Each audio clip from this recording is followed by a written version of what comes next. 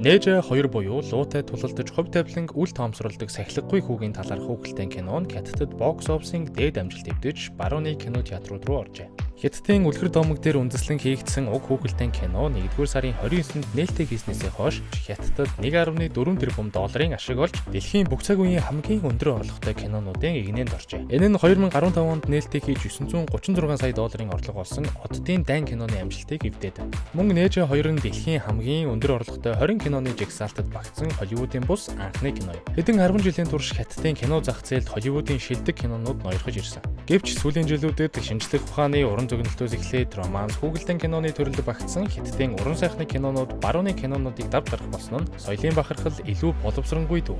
Технологийн дэвшлээс үүдэлтэй гэнэ. Хятадын дотоодын кино үйлдвэрлэл энэ боломжийг ашиглаж уламжлалт ардын аман зохиолоос улбаатай орчин үеийн тусгай эффектүүдээр сайжруулан хүүхэлдэйн киноны зах зээлийн өрсөлдөөнд маш хүчтэйгээр гарч ирж байна. Нээж 2 Хятадд дээд амжилт тогтоосныхаа дараа бусад оронд гарсан бөгөөд Пүрэв гарагт Австрали, Шинэ Зеланд, Баасан гарагт Хойд Америкт тус гарах гэв.